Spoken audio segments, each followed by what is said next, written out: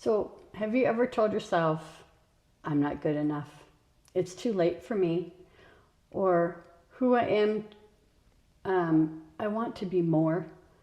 These thoughts can seem so real, and if they're not true, today we're talking about limiting beliefs, right? And they can stem from what people have told you about yourself, about your childhood, teachers, so many things. They're lies. I say they're lies, but we accept them so easily instead of the truth.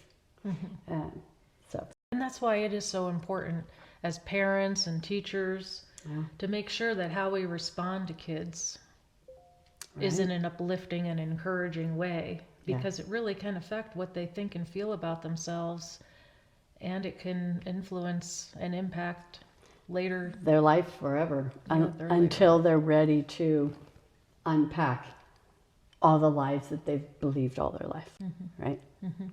Yeah. And each of us will also decide things about ourselves. We have defining moments. We do. It's like being on the baseball team and the bases are loaded and you're up to bat. It's all on you.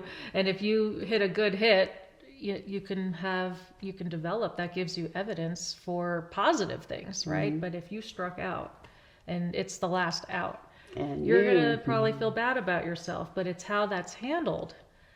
Right? I mean, it could just be feeling bad for the moment. Oh, that was a bummer. Or it could be that the child decides that they're a loser in general, which that's what we want to catch and make sure that that doesn't happen in those moments. So true. So true. A lot of times we put it on ourselves. And then if we don't have affirmation or people telling us, right, what is the truth about yourself, that's when we keep going down the rabbit hole and have poor self-esteem, poor thoughts about ourselves. Yeah. So it's really important to have that coach on that team telling you, you know what, you'll get it next time. You know, we're just going to keep practicing. It happens, no problem. Right.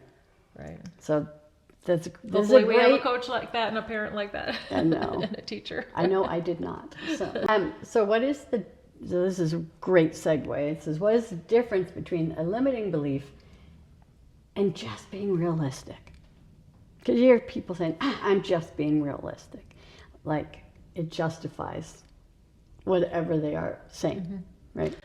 Well, a limiting belief often is that little whisper, that little voice in your head that says, I can or can't do it, that I'm not enough, that I'm not pretty enough, capable enough, any kind of enough, smart enough. Right. Whereas realism, or being realistic, more relates to, okay, well, is my goal too grandiose? You know, for example, if you are an Olympic athlete, you know, you were probably born with some measure of talent, that the way that if you were a runner, the way that your feet were, shaped, if you're a swimmer, how wide your shoulders are, but you're not going to just one day arrive in the Olympics, right? Without you have to train for years. You know, so you have inherent talent that you were born with, and then you have your training and your dedication and commitment.